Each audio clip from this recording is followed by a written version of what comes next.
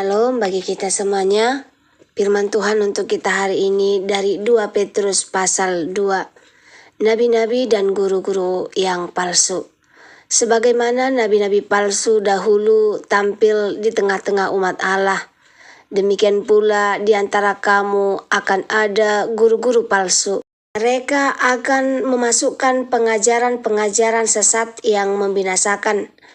Bahkan mereka akan menyangkal penguasa yang telah menebus mereka, dan dengan jalan demikian segera mendatangkan kebinasaan atas diri mereka. Banyak orang akan mengikuti cara hidup mereka yang dikuasai hawa nafsu, dan karena mereka jalan kebenaran akan dihujat. Dan karena serakahnya guru-guru palsu itu akan berusaha mencari untung dari kamu dengan cerita-cerita isapan jempol mereka. Tetapi untuk perbuatan mereka itu hukuman telah lama tersedia dan kebinasaan tidak akan tertunda. Sebab jikalau Allah tidak menyayangkan malaikat-malaikat yang berbuat dosa, tetapi melemparkan mereka ke dalam neraka dan dengan demikian menyerahkannya ke dalam gua-gua yang gelap untuk menyimpan mereka sampai hari penghakiman. Dan jikalau Allah tidak menyayangkan dunia purba, tetapi hanya menyelamatkan Nuh, pemberitaan kebenaran itu dengan 7 orang lain, ketika ia mendatangkan air bah atas dunia orang-orang yang fasik. Dan jikalau Allah membinasakan kota Sodom dan Gomora dengan api, dan dengan demikian memusnahkannya dan menjadikannya suatu peringatan untuk mereka yang hidup fasik di masa-masa kemudian. Tapi ia menyelamatkan Lot, orang yang benar, yang terus-menerus menderita oleh cara hidup orang-orang yang tak mengenal hukum dan yang hanya mengikuti hawa nafsu mereka saja. Sebab orang benar ini tinggal di tengah-tengah mereka dan setiap hari melihat dan mendengar perbuatan-perbuatan mereka yang jahat itu, sehingga jiwanya yang benar itu tersiksa. Maka nyata bahwa Tuhan tahu menyelamatkan orang-orang saleh dari pencobaan dan tahu menyimpan orang-orang jahat untuk disiksa pada hari penghakiman, terutama mereka yang menuruti hawa nafsunya karena ingin mencemarkan diri dan yang menghina pemerintahan Allah. Mereka begitu berani dan angkuh sehingga tidak segan-segan menghujat kemuliaannya. Padahal malaikat-malaikat sendiri yang sekalipun lebih kuat dan lebih berkuasa daripada mereka tidak memakai kata-kata hujat atau malaikat-malaikat menuntut hukuman atas mereka di hadapan Allah. Tetapi mereka itu sama dengan hewan yang tidak berakal, sama dengan binatang yang hanya dilahirkan untuk ditangkap dan dimusnahkan. Mereka menghujat apa yang tidak mereka ketahui, sehingga oleh perbuatan mereka yang jahat, mereka sendiri akan binasa seperti binatang liar, dan akan mengalami nasib yang buruk sebagai upah kejahatan mereka. Berpoya-poya pada siang hari mereka anggap kenikmatan. Mereka adalah kotoran dan noda yang mabuk dalam hawa nafsu mereka. Kalau mereka duduk makan minum bersama-sama dengan kamu, mata mereka penuh nafsu jinah dan mereka tidak pernah jemu berbuat dosa. Mereka memikat orang-orang yang lemah.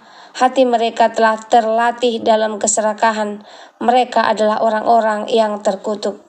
Oleh karena mereka telah meninggalkan jalan yang benar, maka tersesatlah mereka lalu mengikuti jalan Bileam, anak Beor yang suka menerima upah untuk perbuatan-perbuatan yang jahat.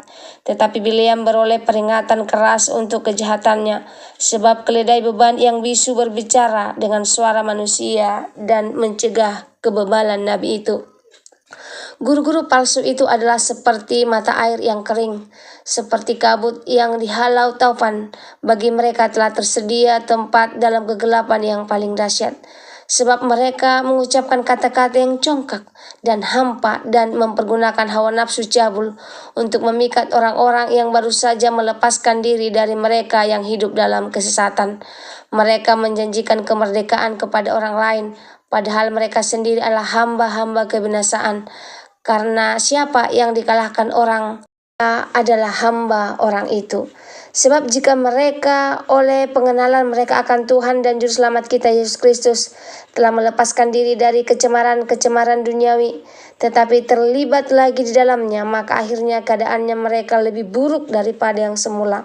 Karena itu bagi mereka adalah lebih baik jika mereka tidak pernah mengenal jalan kebenaran daripada mengenalnya, tetapi kemudian berbalik dari perintah kudus yang disampaikan kepada mereka. Bagi mereka cocok apa yang dikatakan peribahasa yang benar ini. Anjing kembali lagi ke muntahannya, dan babi yang mandi kembali lagi ke kubangannya. Bagi kita semuanya, firman Tuhan untuk kita hari ini dari 2 Petrus pasal 2 ayat 1 sampai 22. Judulnya waspada terhadap guru palsu. Sebagaimana nabi-nabi palsu dahulu tampil di tengah-tengah umat Allah, demikian pula di antara kamu akan ada guru-guru palsu. Renungannya buat kita, Rasul Petrus memberikan peringatan yang sangat keras kepada jemaat. Ia mengatakan bahwa di tengah umat Tuhan akan muncul guru-guru palsu. Mereka terlihat seperti orang rohani, bahkan berbicara tentang Tuhan, tetapi sebenarnya mereka pembawa pengajaran yang sesat. Guru palsu seringkali tidak langsung terlihat berbahaya.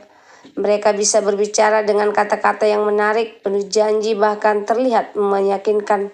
Namun di balik itu semua mereka sering digerakkan oleh keserakahan, hawa nafsu, dan kepentingan diri sendiri. Petrus mengingatkan beberapa contoh dari sejarah. Allah menghukum malaikat yang berdosa. Dunia pada zaman Nuh dihukum dengan air bah. Sodom dan Gomora dihancurkan karena kejahatan manusia. Semuanya itu menunjukkan satu kebenaran penting: Allah tidak pernah menutup mata terhadap dosa. Tuhan itu adil, Dia tahu menghukum yang jahat, tetapi Ia juga tahu menyatakan orang benar dan menyelamatkan orang benar seperti Nuh dan Lot. Firman Tuhan juga menggambarkan bahwa guru palsu seperti mata air yang kering. Dari luar terlihat seperti sumber kehidupan, tetapi kebenarannya tidak memberi apa-apa. Mereka menjanjikan kebebasan, tetapi justru membawa orang kepada perbudakan dosa. Pesan penting firman Tuhan untuk kita hari ini adalah kita harus berhati-hati terhadap setiap pengajaran. Jangan mudah percaya hanya karena seseorang berbicara dengan meyakinkan. Ukurlah semuanya dengan firman Tuhan. Orang yang benar-benar hidup dalam kebenaran akan menunjukkan buah kehidupan yang benar, bukan hanya kata-kata. Firman Tuhan juga mengingatkan sesuatu yang sangat serius. Jika seseorang sudah mengenal kebenaran tetapi kembali lagi kepada dosa, keadaannya bisa menjadi lebih buruk daripada sebelumnya. Petrus menggambarkan seperti anjing yang kembalinya ke muntahannya, atau babi yang kembali ke kubangannya. Ini adalah peringatan agar kita tetap setia berjalan di jalan Tuhan sampai akhir. Pesan rohani firman Tuhan untuk kita hari ini: di zaman sekarang banyak suara dan pengajaran yang berbeda-beda, tetapi firman Tuhan adalah kebenaran yang tidak berubah. Jika kita berpegang pada firman Tuhan, kita tidak akan dapat dengan mudah disesatkan oleh orang-orang. Semoga firman Tuhan hari ini menjadi berkat bagi kita. Terima kasih, Tuhan Yesus memberkati. Shalom.